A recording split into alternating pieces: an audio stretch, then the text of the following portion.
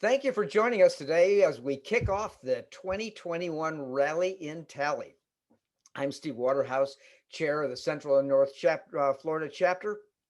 I want to tell you why it's so important that we do the advocacy this year. You know, a few years ago, I remember having to explain to legislators the impact of Alzheimer's and what it really meant to our state. But the last time we were in Tallahassee, it was different. We actually could feel that they understood. We actually had several of them tell us their stories, and we shared some tears together. Uh, you know, now they know why it matters. Now we need to keep up the pressure. Never in 100 years has it been more important to push our agenda. COVID showed us how critical it was to have caregivers trained to deal with people with Alzheimer's and other dementias. The lockdowns left many people at the mercy of undertrained staff and without the family members that typically come in and fill some of the gaps. You know, we also need to keep up the fight for research dollars. We have the first actual Alzheimer's drug in front of the FDA right now, and the first simple diagnostic tool, a blood test, is rolling out across the country. We worked 100 years to get to this point, and the pipeline is full of great ideas and innovations. We can't let up now. Maybe more than ever, your voice matters. The delivery may be more difficult this year with Zoom, but your stories will still cut through the internet and ensure that our important agenda remains top of mind when it matters. So thank you for all you have done. Thank you for all you're going to do. And you will make a difference in so many millions today and in the years to come.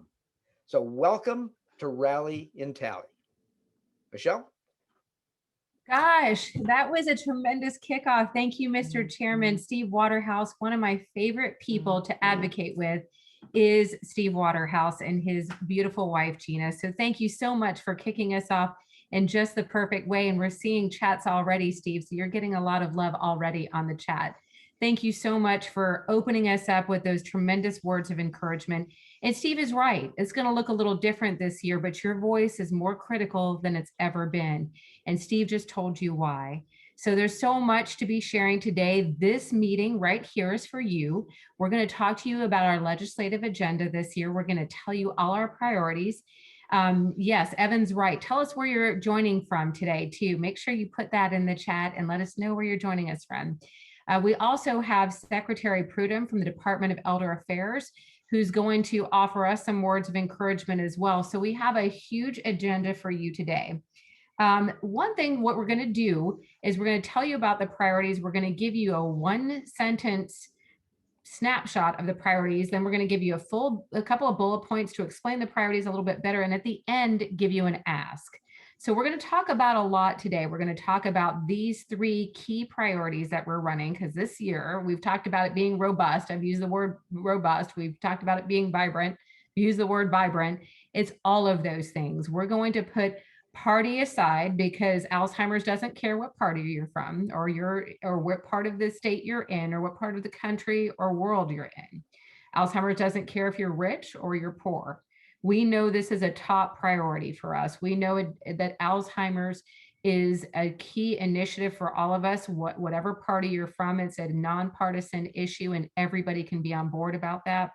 What was exciting was watching Representative Cord Bird, who you're going to hear a little bit more about, talk about that on the agenda, and then have several of the committee members on the committee where he was speaking talk about their personal connections. So Steve is right. Before we had to explain what Alzheimer's was, we had to grab your attention and hope that you engaged, and there are no needs to explain anymore. People are listening, your legislators are listening, your leadership is listening, and this will be a key year for us. So we have lots to talk about. We're going to learn too how you put your personal stories in with the legislative ask. So as you see the ask, what the legislative priority is, and the bullet points, and then the ask, you're going to think about your personal story and your personal journey with Alzheimer's disease and related dementias, and how that personal story may fit into some of the key pieces of legislation. If you have any questions, great, put them in the chat. We've got several members of our team that you're going to see that are here to monitor the chat. You can always email them too, or raise your hand, speak up, wave, and let me know that you need to ask questions, because we're here to answer all questions for you.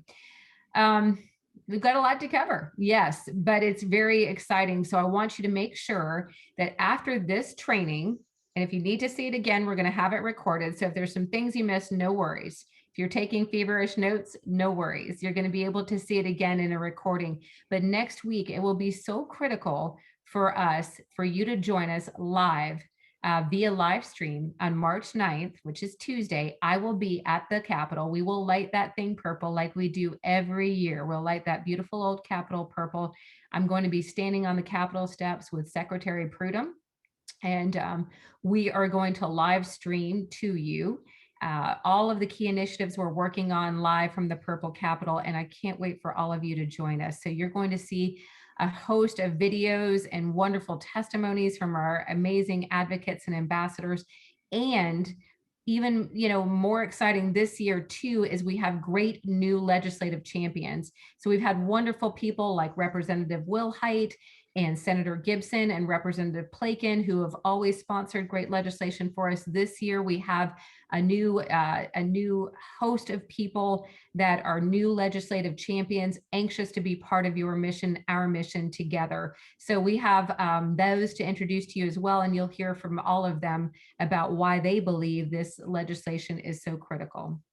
So without further ado, I'm going to introduce you to Secretary Richard Prudhomme from the Department of Elder Affairs. He has been a key partner with us all along, and especially through COVID, where we've worked on important issues like Project Vital together. And Secretary Prudhomme knows we're well into phase 3 of Project Vital. So talk about champions. Secretary Prudhomme is a champion for the effort and has been an amazing partner who has stewarded so many great processes and projects through to the finish line for us. And we are continuing to work with him on the momentum we've built this year. So thank you so much, Secretary Prudhomme, for being with us today. It's such a pleasure to have you, sir. Well, thanks, Michelle. It's great to be here and talking to everyone today. I would be remiss if I didn't mention actually that you are now our new chairperson of the Alzheimer's Disease Advisory Council, which is obviously a very important committee that's involved in sort of making recommendations to myself and the legislature with regards to sort of improving programs and care and cure programs for those living with dementia and their care partners. So Michelle has a very important role to play, building on what Dr. Laird did last year in taking our efforts to address the deficiencies regarding Alzheimer's cure and care to another level. Something that we obviously needs to be done. And thank you as well to Chair Whitehouse as well, because he obviously very succinctly and eloquently laid out how important and why it's important to do the advocacy this year. And he mentioned about COVID. It's not, and we all know what it's like 1 year later, which seems like a lifetime ago. But even before the pandemic hit, we knew there were challenges in promoting the health and well-being of individuals living with dementia and the challenges that their care partners faced. And as Steve said, COVID has just reinforced how critical it is that we continue to meet the needs of those individuals. And the disproportionate impact has already been noted for older adults. 83% of the deaths are for people over age 55. Which is unacceptable. At the beginning of the pandemic, our providers, they turned their immediate attention to ensuring those basic needs for older adults were met. Meeting the needs for steep increases in home delivered meals, and also staffing grocery and prescription delivery services. But then, once we stabilized those processes, we shifted the focus to addressing the social and emotional needs.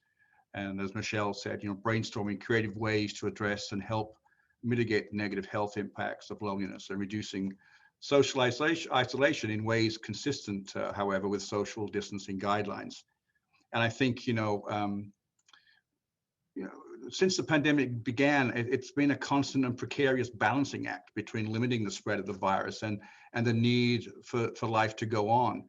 And, what we didn't know a year ago was the vital significance of mental health and well-being, as well as the access to person-centered mental and physical health care. Well, we certainly do now.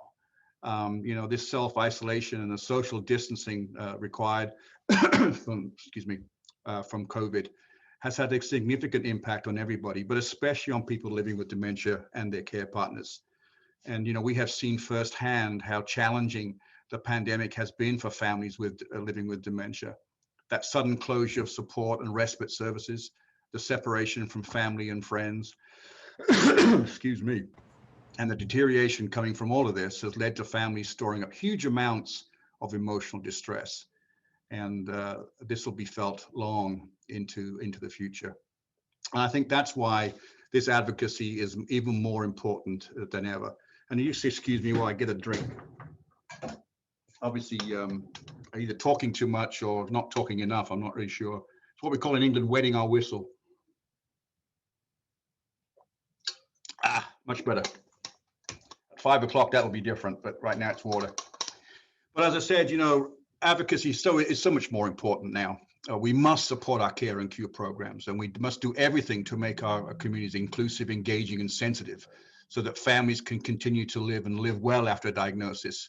We want to continue to break down those barriers and reduce that stigma associated with dementia and create communities where individuals living with dementia feel comfortable to live in the community through all stages of life, before and after diagnosis. That was important then. It's even more now because our communities have been disrupted significantly by COVID.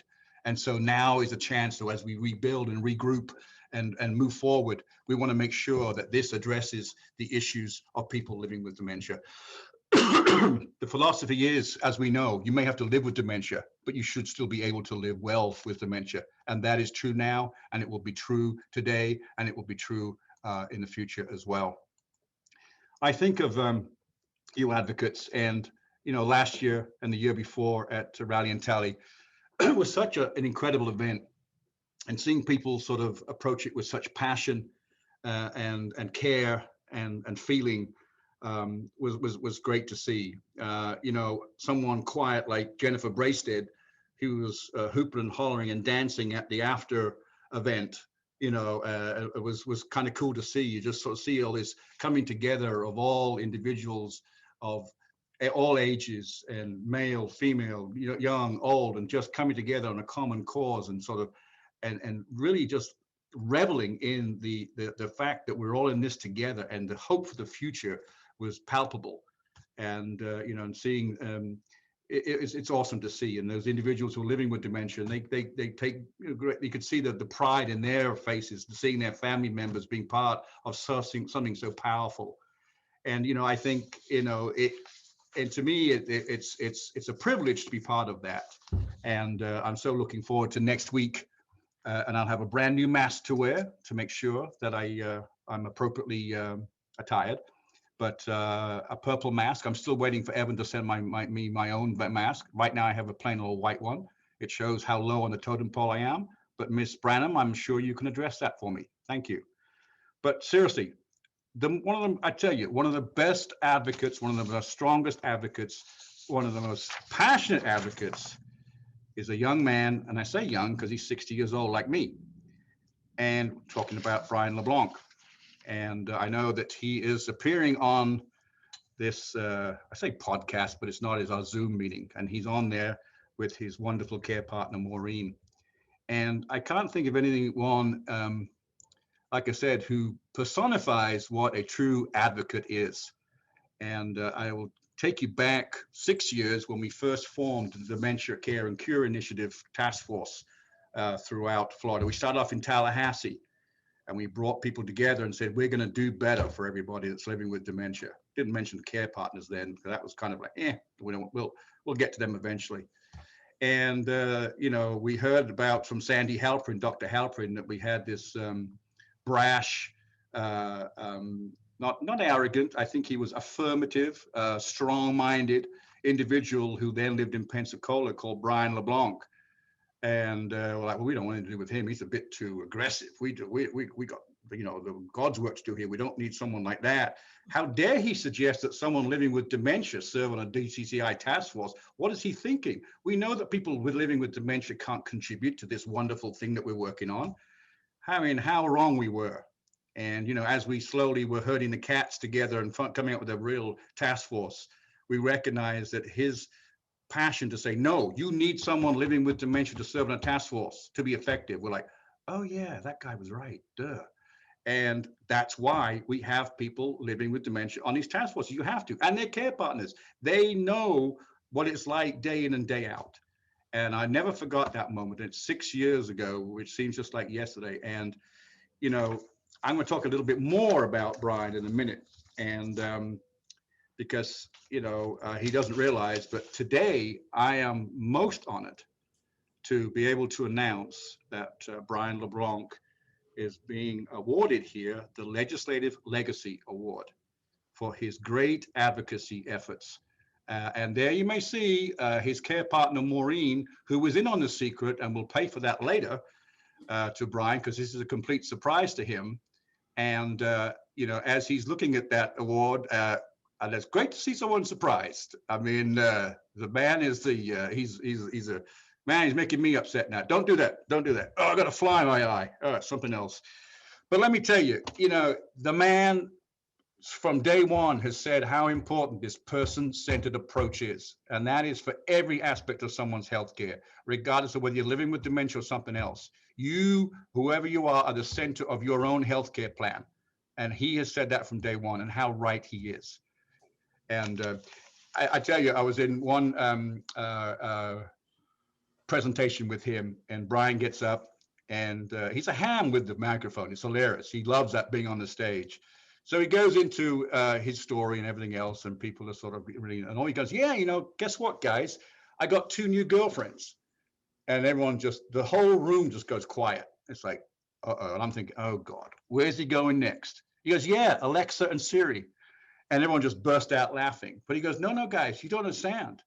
You don't understand how powerful the access to those 2 technological things in my life have made such an improvement. He says, first of all, I can talk to Siri 24/7, and she's not going to sort of get annoyed that I'm asking the same question over and over again. She's not going to get annoyed that I'm asking it sort of at 3 o'clock in the morning, or or whatever. And he says it helps me remain engaged, and engagement in community and your life is so critical to individuals living with dementia. And I think he is obviously testament to that. But I also, and Brian, this, Jack York, your buddy Jack York, who's one of the biggest goobers in the world I've met. Mind you, seeing you at It's a Small World at Disney, that was pretty gooberish too. But that's another story there.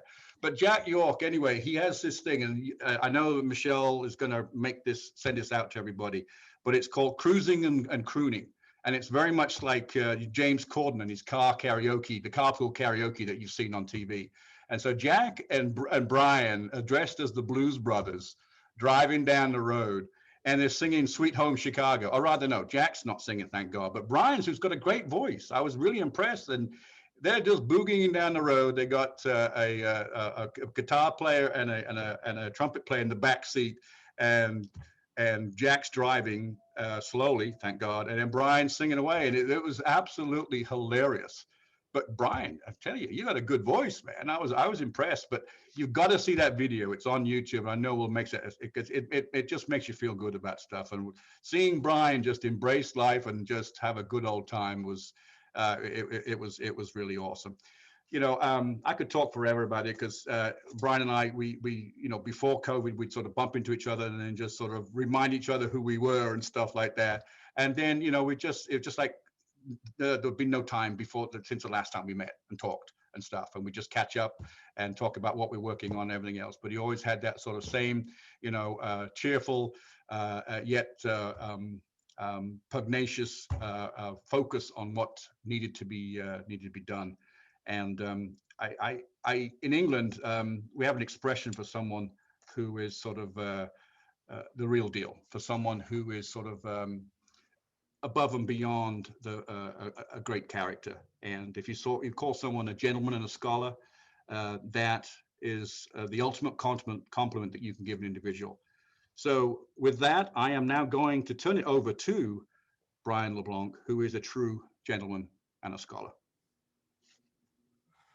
And you expect me to talk after all this.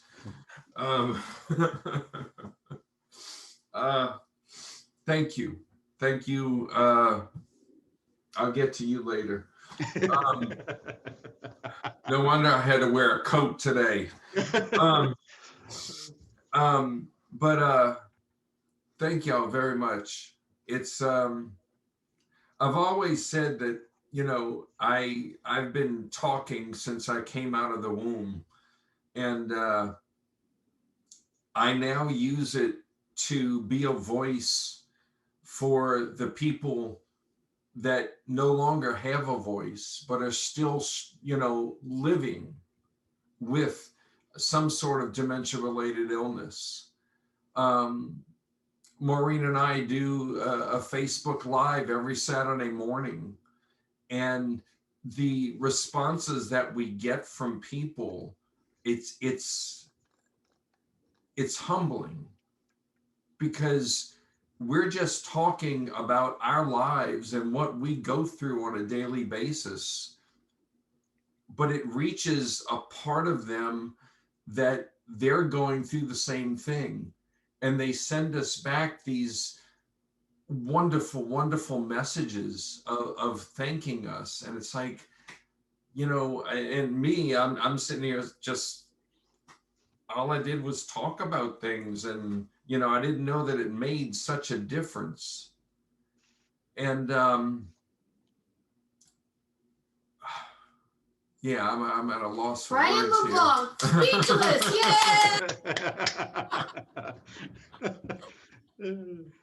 It's just an honor and a privilege to be a part of all this. I joined with the National Alzheimer's Association, where I served on the early stage advisory group. And then I was part of the DCCI.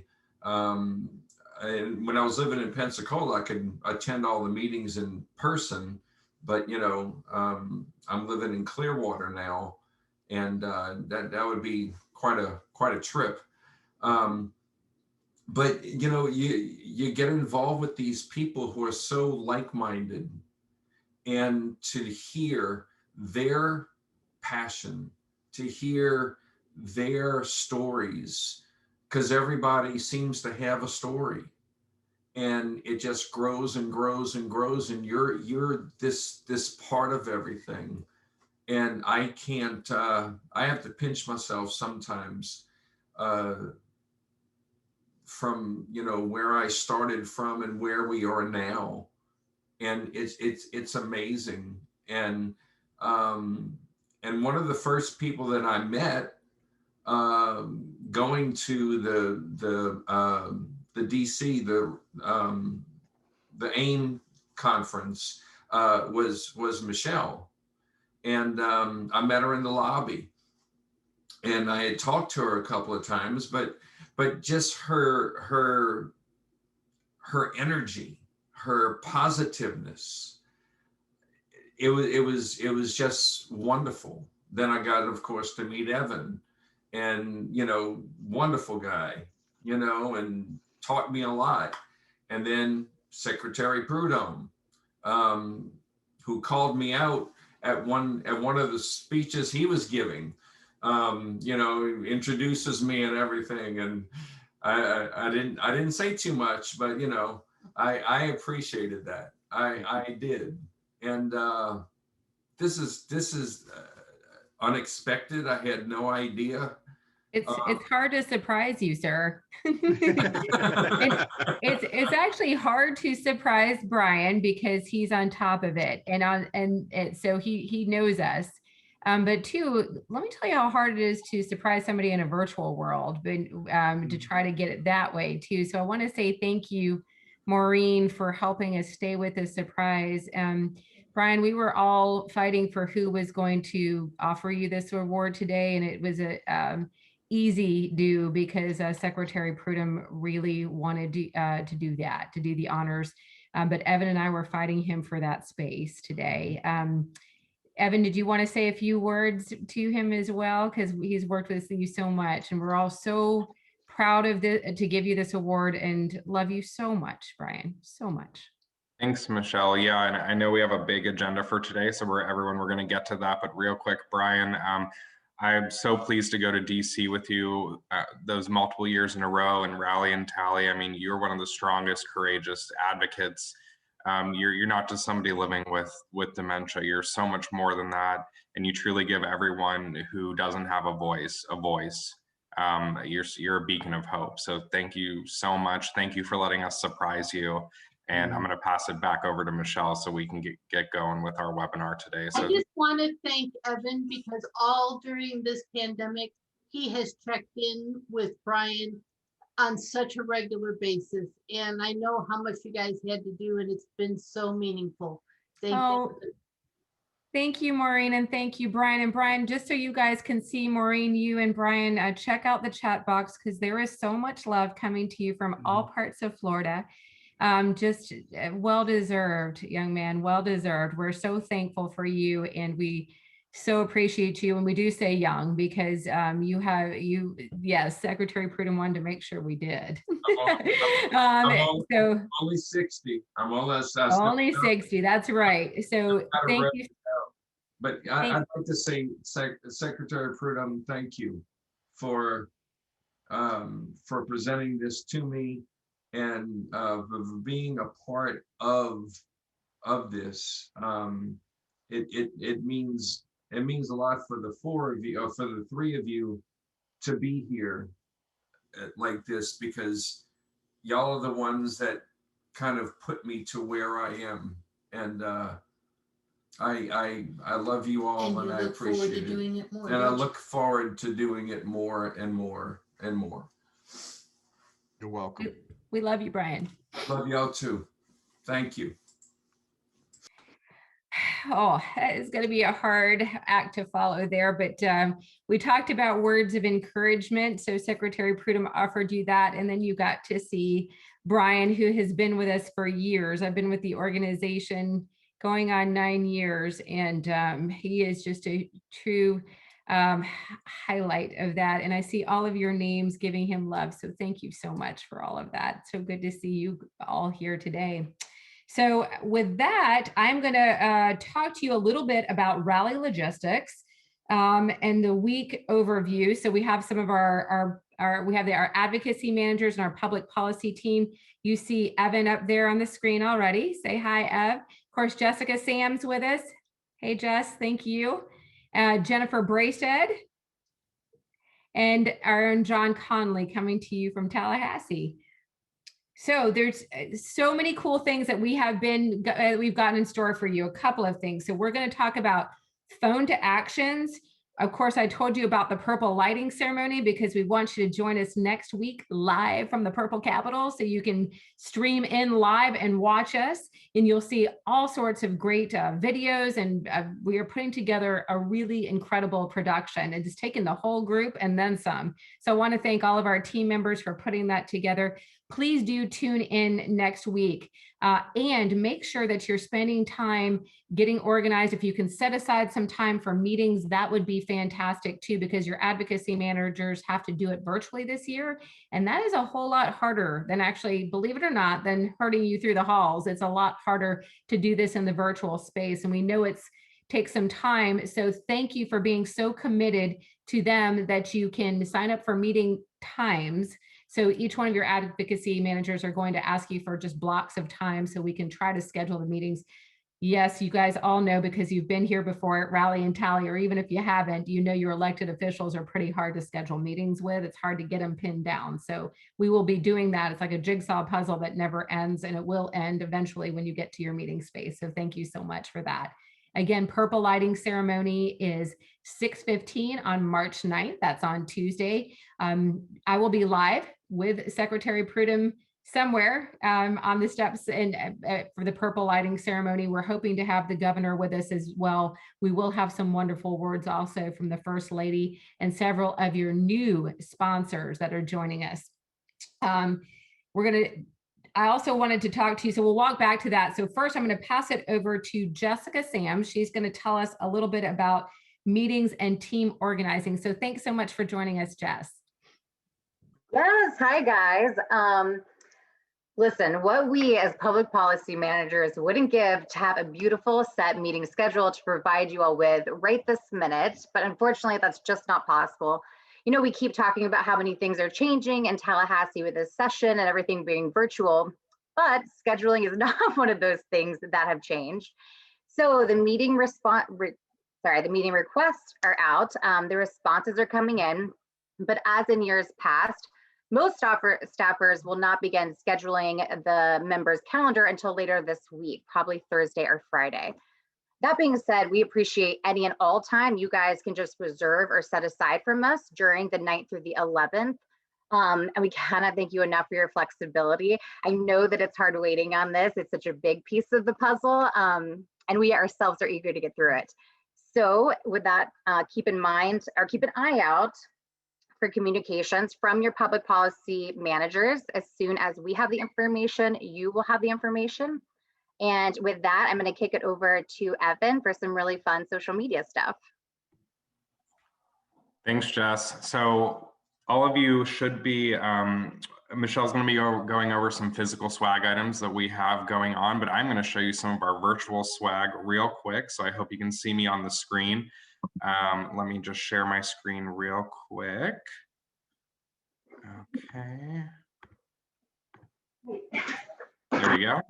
And okay, guys, so you're going to get a link in your email. It's going to give you the option to do a Facebook frame. And I'm about to show you what that looks like. So thanks to our comm team, we have this awesome Rally and Tally Facebook frame, and you can see my big face right there. So I'm going to just make that smaller for a second because it really scared me. Leave it big, Gav, leave it big. So this is my Facebook profile. You all are going to be able to do this to show support. I'm going to use as profile picture. All right, 1 second while my computer is loading. Let's go.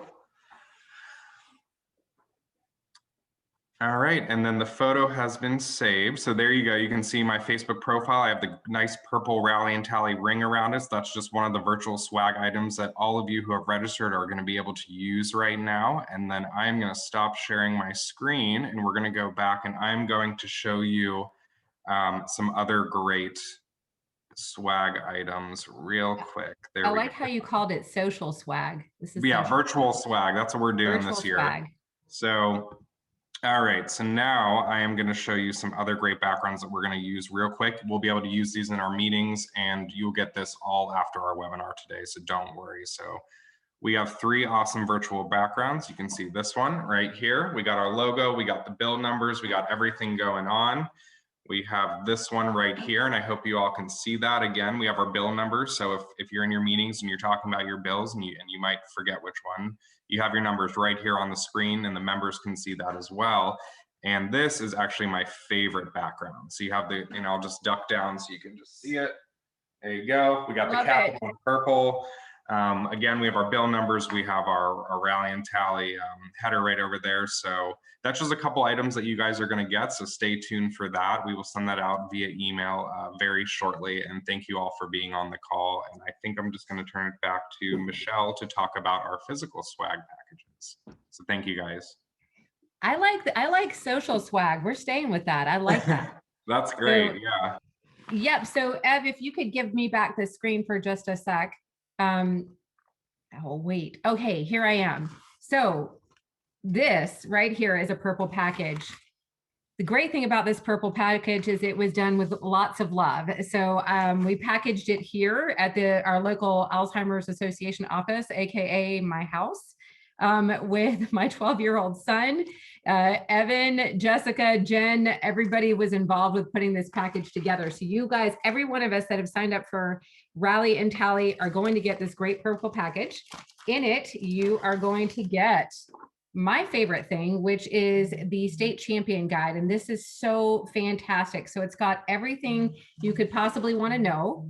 If you haven't taken the time to look at the digital one, no problem. It'll be here for you. It's got all of our legislative asks. It's got all of our key legislators. It's got bios on our new champions.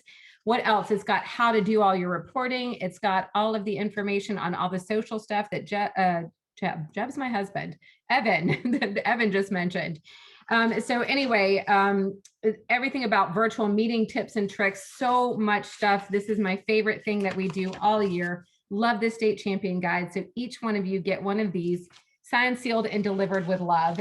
Next, you have in here my next favorite thing. Thank you to Dawn and the communications team for designing these brand new paddles. So we get brand new paddles with this beautiful end alls. On the back of it, my voice matters. So that's what I love about this, because we wanted to give you a special message on the back that told you how important your voices are and that they matter tremendously. So as you're holding up your rally and tally paddle, you'll know that they'll say my voice matters on the back side. You can use either one of these sides, and we're suggesting that you use them in your meetings so you can hold them up proudly. So these new paddles are coming to you too, but there's more. There is so much more.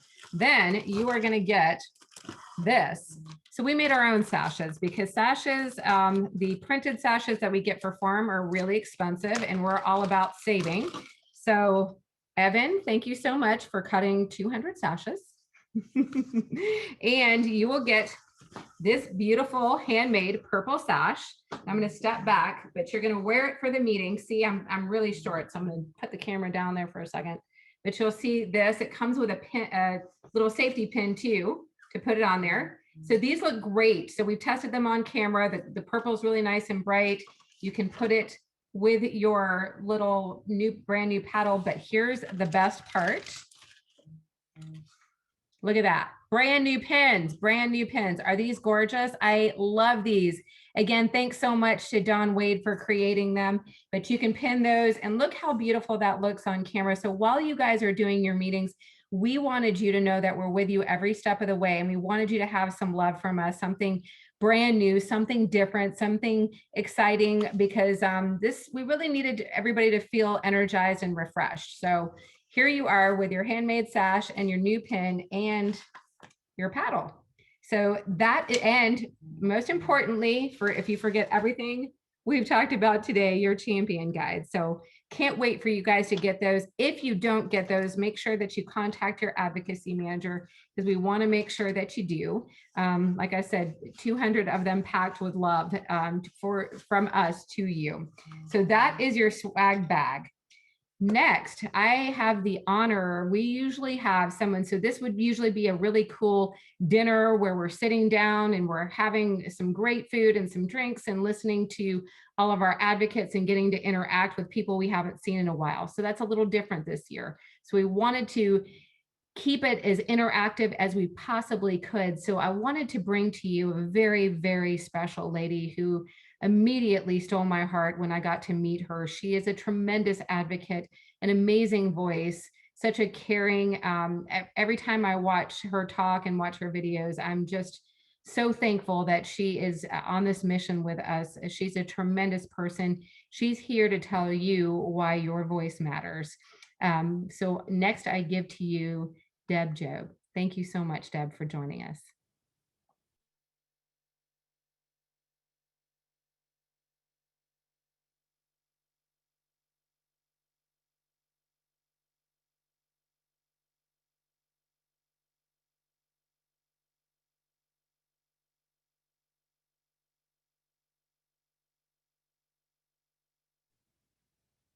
So we'll just give it just a second. Hi, my name is Deb Job, and I want to share a little bit about my story and also talk a little bit about Rally and Tally and advocacy and how important it is and how important your voice is. I was diagnosed with a younger onset dementia about 2 years ago. I'm 54 years old now. It was life-changing, and our world, again, was just turned upside down with this. So what is one of the reasons why I became an advocate is all of a sudden I'm facing something and my husband's facing something as a care partner that we just in our wildest dreams thought we never would. So I started my journey with the Alzheimer Association and I went to Raleigh and Tally. Oh my goodness. It was amazing. It was empowering. It was uplifting. What it made me realize as an individual facing this is that I'm not alone, that there are so many of us, all different ages, that are facing Alzheimer or related dementia. And not only does it impact us, it impacts those that care for us as well. So what Rally did for me was showed me I have a voice and it means something. It makes a difference. I met with legislators. By sharing my story, there were legislators that had people within their family that were touched or had a direct relative. So you find out how important it is for them as well for you to share your story. They start to open up and you put a face on it. There's a human element that's brought to it. So it made me realize my voice is heard. The individuals that were there were amazing. The solidarity, the support, it made it again just such a truly, truly powerful experience. So one thing you realize is you are not alone. We've accomplished so much. We have so much more to accomplish. Being an advocate is so important and so critical. I don't know how many people really realize that it is the nation's sixth leading cause of death. There are 5 million of us that are impacted and over 16 million individuals caring for people like us. That is a lot of people. And imagine the cost of that, the cost of research, the cost of bringing drugs to the market, the cost of hospital care, of long-term care, the stress on our caregivers. All of this in advocating and bringing that voice to the public, to our legislators, it makes a difference. Again, the legislation that we're able to bring, the funding that has come out of it, the dementia director position that came out recently, that is all because of what we do as advocates. We've accomplished so much. Our voices led the way. Your voice can make a difference. Your voice is critical. Your voice is powerful. Imagine what we can do and accomplish next. So I hope you'll join us and advocate for yourself or a family member or the masses of us and the care partners. Thank you.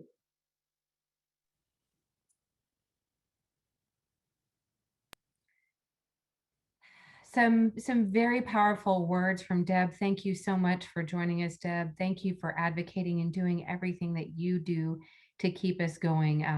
Means so much to us. So it was so great to see your beautiful face, and thank you for being such a big part of what we're doing in Tallahassee and in DC. Thank you so much. So I want to jump right into it because Deb's right. We have priorities we need to get to. And what we're going to do, again, as I mentioned in the beginning, we're going to go through the priority. We kind of put it into one sentence. And then after that, we're going to give you a couple of bullet points just to get you very familiar with this, and then make an ask, because we always want to end with an ask. We never want to leave a meeting without the ask.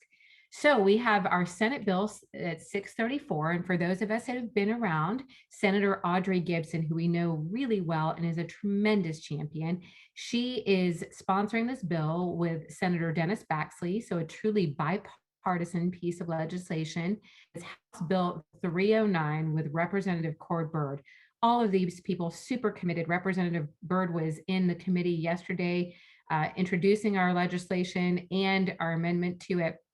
and did an incredible job. He is very passionate and such an amazing champion. So this legislation is going to create uniformed Alzheimer's and related dementia training requirements for staff in Florida's 4,000 long-term care communities. So when we talk about long-term care communities, we're including assisted living communities, nursing homes, adult day, hospice, adult family care homes, and home health agencies. So this makes up, when I say 4,000 long-term care communities, these specific facility types are what make up the 4,000 long-term care. So they are statutes that are different statutes, 5 other statutes that cover these facility types. We're going to make it one uniform training and beef up the dementia training requirements. So next slide. One of the most critical things we know, the Alzheimer's Association has put out all this information nationwide about quality dementia care and long-term care communities, is providing dementia-specific training to the direct care staff. We know that's one of the best ways to increase quality. So that's from the Alzheimer's Association's dementia care practice recommendations, which were released in 2018.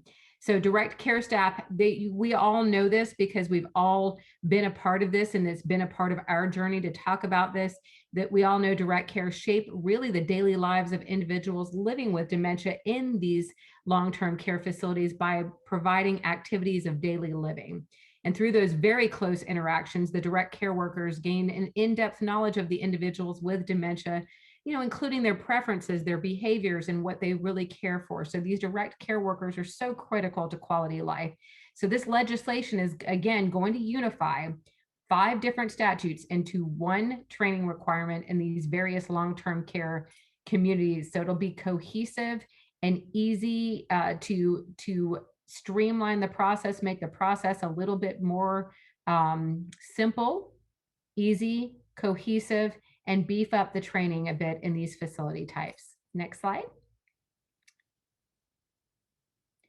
So at the end, if we don't get to the next slide, the asks, yeah, there we go. So the dementia-related staff training. So the ask, we wanted to boil it down to something simple, is Senator or representative, depending on who you are speaking to in the meeting, please support this important bill, which will streamline training requirements for staff in long-term care communities, ensure they have the latest information and techniques for both recognizing the disease and providing care for those who currently are living with it.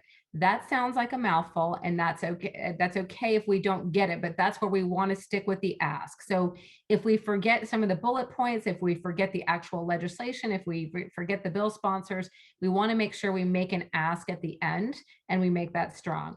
Again, so if we get to a space where we're not sure, we're feeling uncomfortable, we're thinking about our personal stories and all those things, and we get kind of hung up, please, no worries. I don't want you to ever worry when you're in a meeting. One, you have advocacy managers that are there to ensure that you have the best possible meeting experience. And you being there, just being there with your personal connection, your personal story, and sharing those personal experiences is really enough. So advocating is really about being there, being present, and sharing your personal stories. So I want you to be thinking about your personal story and ways you can connect the legislation that we just described. So this is training legislation back to your personal story. So be thinking about your personal story and how your personal story connects to this legislation. John is going to take you through the next 2 ones. But again, if you forget all of this, if you forget everything I just said, that's okay, because we have packets of information going out to your elected officials, and we'll continually work with the advocacy managers to ensure that you're comfortable and confident in the meetings. Also, if you want to say nothing at all, that's okay too. If you just want to sit and listen to the meeting, that's okay. But be thinking of those personal connections and ways that you want to tackle this legislation from your own personal perspective. So just want to stop really quick and make sure, I know Jen and Jessica are going to come on, and just make sure if we have any questions, thoughts or questions about this. I'm just looking through our chat box too. Jessica, do we have any questions? We do have one that came in the Q&A from Pat. Does memory care deserve separate mention, or is it covered in assisted living where its license is? So that's really a great question. So memory care is really because they have, if you are advertising as a memory care, and John Conley is on the line and he can correct me if I'm wrong, but if you're advertising special services, you are included in this. There are level 1 and level 2 training. So there will be these memory care facilities, just so you guys know, really do meet the requirements at the highest levels of requirements for dementia care training. So we're trying to level up the rest of the facilities to sort of meet that great baseline that they've created. John, have I answered the question correctly, or do you want to add anything to that? No, you did fine. You did fine. These are those that are specialty licensed under the existing statute. So correct. Thank you, sir. So any more questions, Jess, before we move on? Because I know we took some really important time to be there with Brian for the award. So I know we're running a little bit behind, but it was really great space for us to spend time with him and honor his long commitment to advocacy and our mission. So stick with us for a little while. We promise to try to keep it as tight as possible. Any more questions, Jess? No questions now, but if you guys have them, feel free to put them in the Q&A or the chat. Thank you so much, Jessica. So with that, I'm going to pass it to John for our next priority. John Conley is our Director of State Affairs. He is coming to us from Tallahassee, and John has been, he was up in committee yesterday. So John, tell us about our Alzheimer's disease awareness bill. Yeah, all right. Well, our next piece of legislation is Senate Bill 874, sponsored by Senator Jason Broder, and House Bill 627, sponsored by Representative Michelle Salzman. Both of these legislators are new to us, and we're working with them for the first time as primary sponsors. For the Alzheimer's awareness legislation, this places an emphasis on the need to distribute Alzheimer's information to our healthcare providers across the state. Specifically, it provides up-to-date information about brain health and early detection. These bills seek to push this information out to our healthcare professionals through the Department of Health using existing, and that's key, existing public health outreach programs that are already in place. What does this mean? Well, as we all know, the earlier Alzheimer's disease and other dementias are diagnosed, the sooner people and their families can receive information, care, and support. The key to this is ensuring that our medical professionals are well versed in the latest trends and have access to that updated information.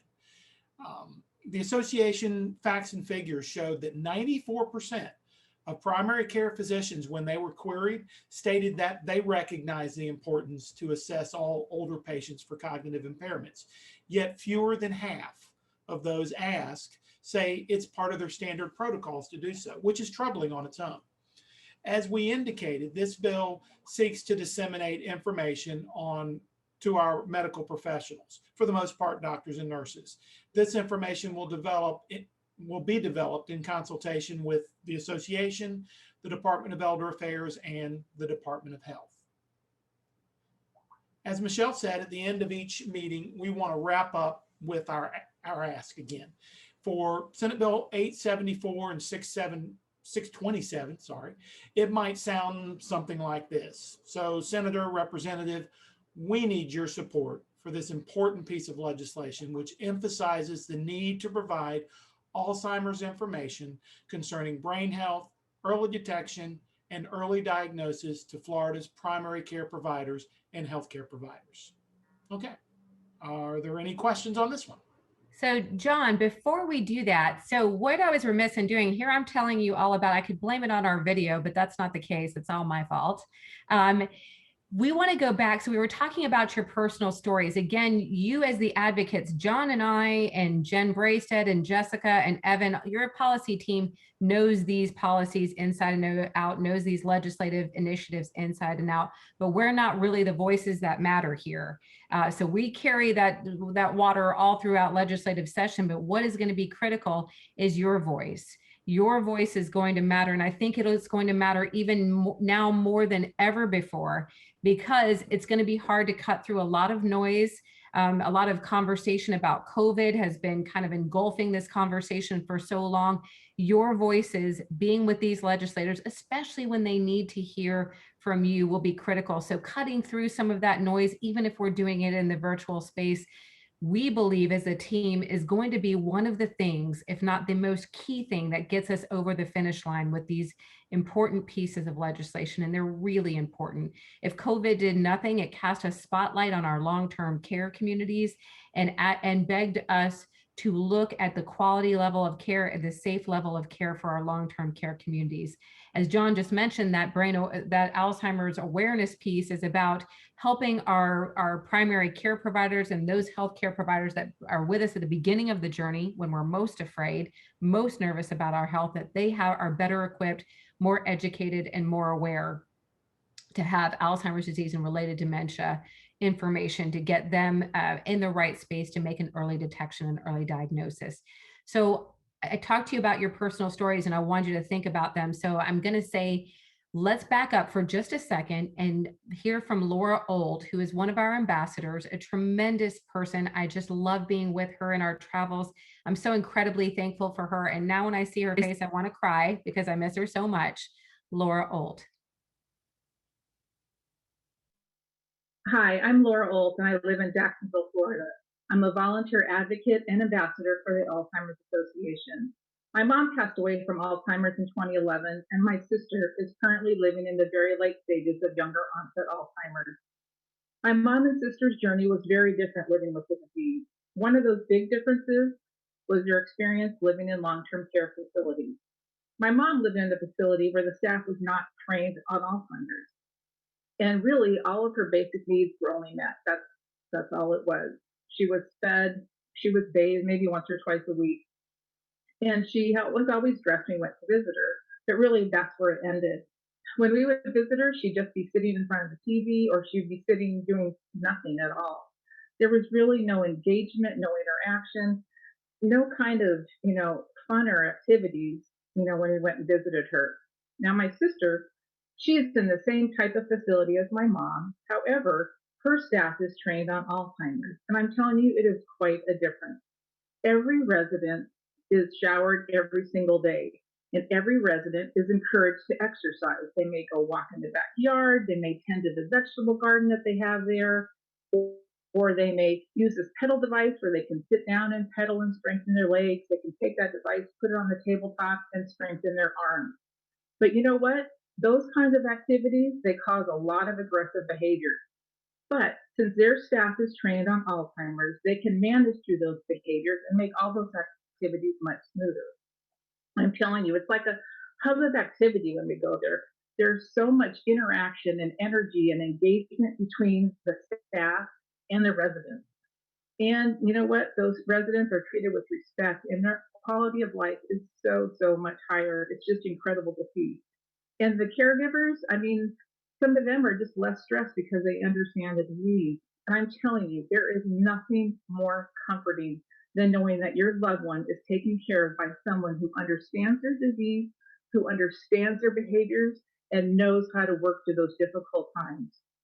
HB 309 and SB 634 will implement consistent evidence-based training throughout the 4,000 long-term care facilities in Florida, even to those staff who do not have any direct care responsibility. I'm really proud of what we've done with Alzheimer's and making it a priority here in Florida. And I know firsthand exactly how critical training can be to improve the quality of life for those living with Alzheimer's. And HB 309 and Senate Bill 634 is a critical step in providing that quality care in our facilities. And I ask our elected leaders to please support this bill. Thank you.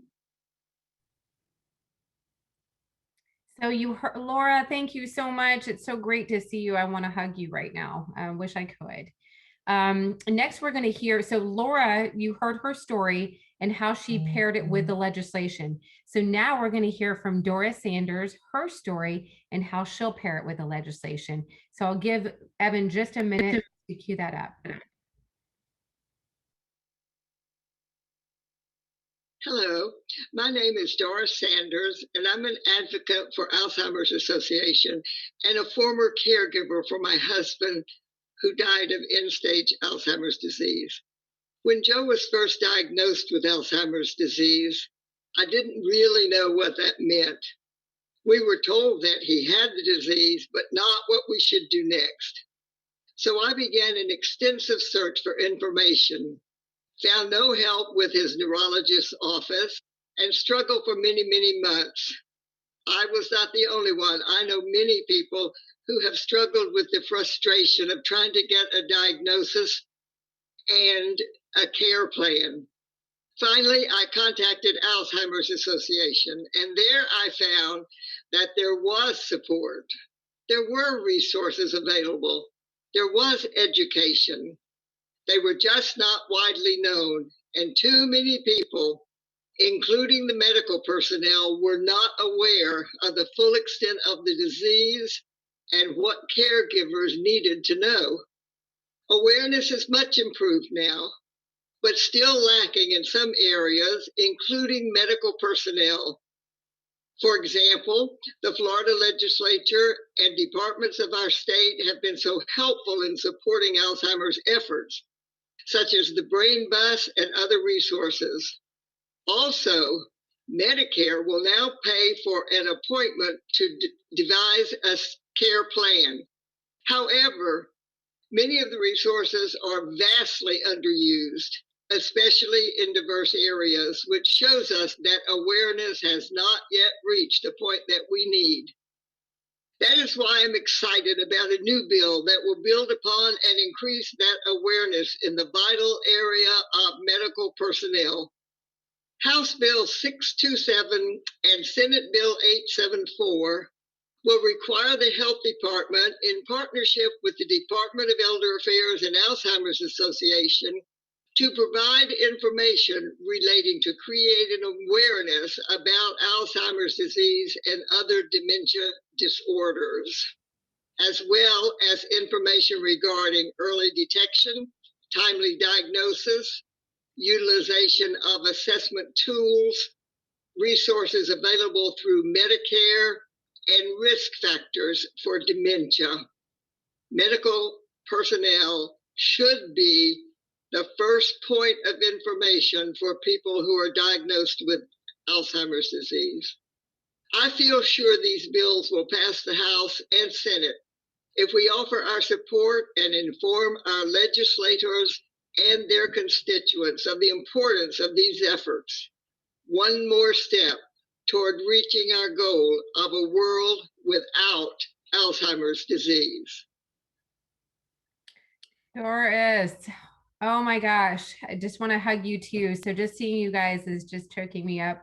Laura and Doris, thank you so much for taking the time to make these videos and for thinking about the legislation and talking to us about it.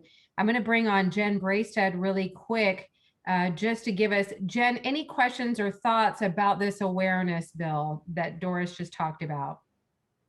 Yes, thanks, Michelle. So thank you, Doris. And just for everyone who's on the chat, Doris is celebrating her birthday week. So if you want to throw her some love, I know she'll appreciate that and yell at me later. So hopefully you'll do that. But I think we all understand the significance of this bill. And, you know, Doris did such a wonderful job sharing her story and talking about the importance of it. And I just want you all to know that with all of these bills, in that state champions guide, we do have FAQs, and we really, you know, tease it out so you are prepared for those meetings.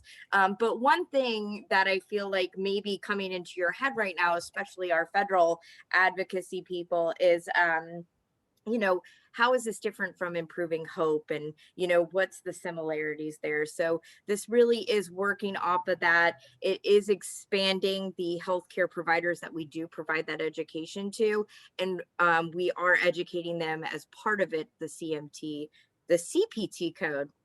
But we are also talking about early detection, early diagnosis, the warning signs, also risk reduction, and everything that is so critically needed that we all know. But, you know, of course, we know that Improving Hope is through CMS, and that's a one-time campaign. This is going to be, you know, a constant influx of information and vital resources for healthcare providers. So I think that's just really important, but checking out those FAQs and any other questions, but we all know that you have your stories and can talk about the awareness about that. So with that, I will turn it back over to you, Michelle. Thanks, Jen. So again, look at your state champion guide. You have it digitally and you will have it in print soon. But Jen's right. There are a lot. So there's a lot to these pieces of legislation, more than we can talk to you about in an hour and 20 minutes or an hour and a half or even 2 hours. And we have such limited time with you. So I really want you to lean into your advocacy managers, ask all the important questions, look through this document too. Jennifer's right. We went through every possible question and scenario to ensure that we had thought about everything along the way. So we've been talking to the industry. We've been talking to Secretary Prudhomme in the Department of Elder Affairs. We've been talking to leadership. We've been talking to partners like you, and trying to get the best questions answered that we can. So it's a living document. We'll continue to enhance those questions too, but there's a lot there to look at in the state champion guide. So make sure you take a peek at it. That also lends me to another thing is when there's a lot of legislation going on, or I'd say a significant amount of legislation going on in our sphere of influence about Alzheimer's disease and related dementias. One of them that comes up for me is the purple alert. Another one that comes up is the personal care attendants. If a legislator asks you about those, my suggestion is to stay here in the moment with our legislation and our priorities here. These are what these meetings are for, and there's a lot to discuss. So we've just gone through two. The last one we have is the brain bus that John's going to walk you through, but we have a lot to discuss in a really short amount of time on a meeting. So if a legislator tries to ask about other questions, keep them focused on our priorities and stay here thinking about your personal stories and our priorities. So thanks, Doris and Laura, for joining us here today. I'm going to bring back John to tell you about our final priority. Thank you, John. Okay. All right. Well, our next priority is our appropriations for the brain bus. For our veteran advocates, this one should be old hat, but there are a few changes that I'll share in a moment to the brain bus that will be important to discuss when we're meeting with our members. Our ask for the brain bus this year, my apologies. Our brain bus appropriation for fiscal year 21-22 is being sponsored by Senator Gibson in the Senate and Representative Mike Caruso in the House. Our ask for this year is to simply request that the legislature please maintain funding for the brain bus as it was last year. Last year, we received $319,000. Again, we're asking them to continue that funding for next year. You can augment this ask with the brain bus is our mobile and now virtual outreach initiative that prioritizes diverse and underserved communities throughout the state.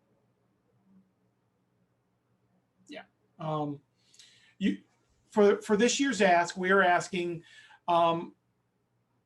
we're asking about the fact that as a result of COVID-19 and the brain bus has not physically been out on the roads, to share that all of our programs have gone virtual, which actually has allowed us to add a number of stops, 300 in-person stops last year before COVID hit.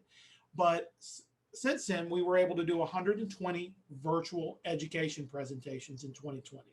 So this appropriation will help to continue the great work that the Brain Bus team was able to do last year and hopefully hit even more people when it's finally back on the road for the 2021-22 fiscal year, because we'll be continuing that physical, hopefully we'll get back, but also the new virtual programs. So again, your ask, let's just, I like to do it in more of a hypothetical. If you're talking to your senator or your representative, you'll just simply say, please support our request to provide funding to the Alzheimer's Association Brain Bus. In doing so, you will help ensure that the Brain Bus program continues its critical work across the state of Florida, providing outreach, education, care consultations, caregiving education, and community resource information about Alzheimer's disease. And Thanks, that's the brain John. bus. So you guys are all familiar with this amazing mobile and virtual outreach initiative that has canvassed now more communities, more counties than we were even able to do in the physical space. Right now, we're again, to pair it to a personal story, we're going to hear from Marta. Marta, I got to see your video and I loved it. So I'm just going to let Evan cue that up for us. Hola, hello. My name is Marta Junquivern. I live in Miami, Florida, and I'm a volunteer advocate for the Alzheimer Association. My mother passed away in October 2018 after living with Alzheimer for 12 years. Alzheimer's disproportionately affects Hispanics and African Americans, and that is why it is so critical to expand access to resources and education on Alzheimer's disease to underserved and diverse populations. The Alzheimer Association is asking the legislature to continue its investment in the Brain Bus. The Brain Bus brings to diverse populations, to diverse communities, education and awareness on Alzheimer's disease. It provides information on brain health, caregiving, care planning, and community resources. I am a Brain Bus volunteer, and it has been such an honor to be part of this initiative. And I am so proud that the Brain Bus consistently made over 300 physical stops in a year. This past year, in 2020, due to the COVID-19 pandemic, the Alzheimer Association was able to expand the Brain Bus program, and now it includes a virtual program component, which held over 120 virtual memory education presentations, and it served over 1,800 people. The Brain Bus is a critical component to Florida's efforts to promote brain health and early detection and diagnosis of the Alzheimer and other related dementias. The Brain Bus is an action that we can take to alleviate the impact of this devastating disease. Thank you so much for your support. Oh, Marta, I loved seeing you. Thank you so much. Oh my gosh, that was amazing. So you can't explain it any better than that. So remember I said your voice matters. If you listen to Marta's voice and Doris's voice, and by the way, Marta, Doris, and Laura, you guys are getting tons of love on the chat box. So make sure you check out the chat box and just know how much great love you're getting. And Doris, happy birthday week to you. And you're getting tons of happy birthday wishes too. So how fun is that?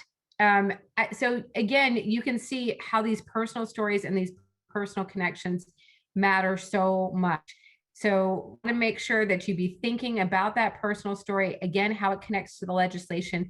We've only tipped the iceberg on this important legislation. So I want you to be thinking, working with your advocacy managers. As Jessica mentioned, it's going to be a tough meeting space. So of course, I know all of you are busy and your time is extremely valuable. So we're trying to just ask for chunks and blocks of time from you. That way, see, normally we would just have you would be sequestered with us at Rally and Tally, and we wouldn't want to let you go, and we can take you to every single meeting all over the place, but we can't do that this year. So as much time as you can block off during this important time next week, which is the Rally and Tally week, and your advocacy managers are going to try to schedule meetings throughout the week so we can make it a little bit easier on you. It's too much to do virtually in one day.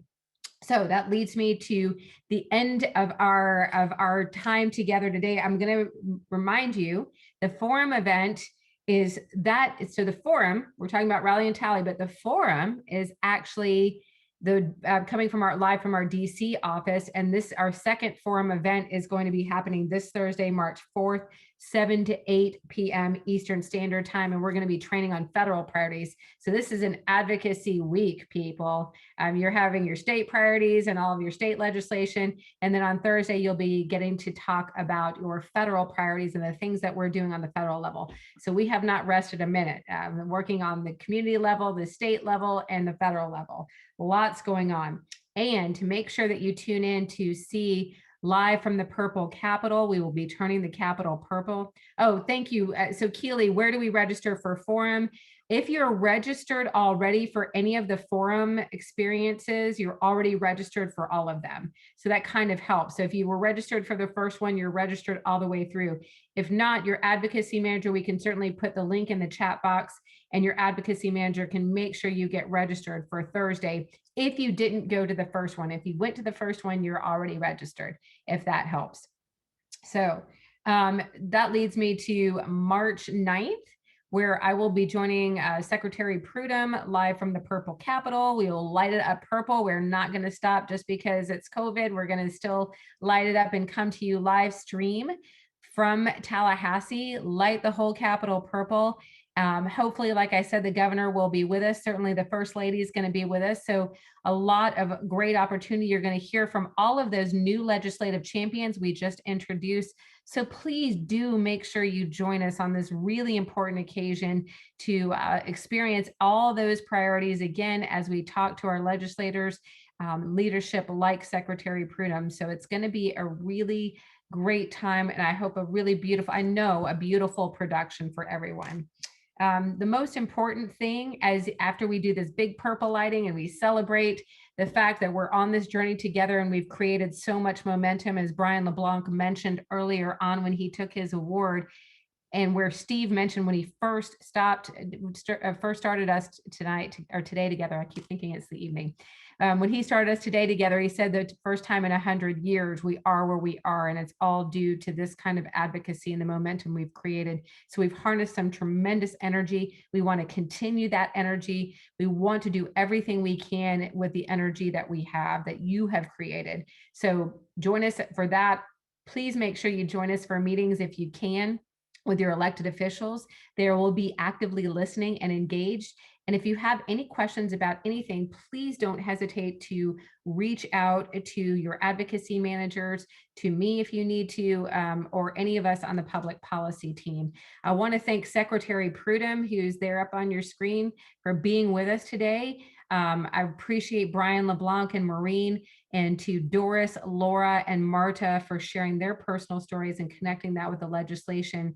To the team and to everyone that joined us today, I'm incredibly thankful to have you all. It has been such a good time with you today, and we look forward to the big rest of the week. And then next week, we are hitting the ground hard. We are turning the Capitol purple. It is game on, people. It's going to be very exciting, and we don't want you to think that just for a minute for being virtual that we won't have the biggest experience we possibly can. So we're going to give you everything we got. Be looking for your packages coming to you in the mail soon. I want to hear how they are. I want to see if you like them. So make sure you tell your advocacy managers about that.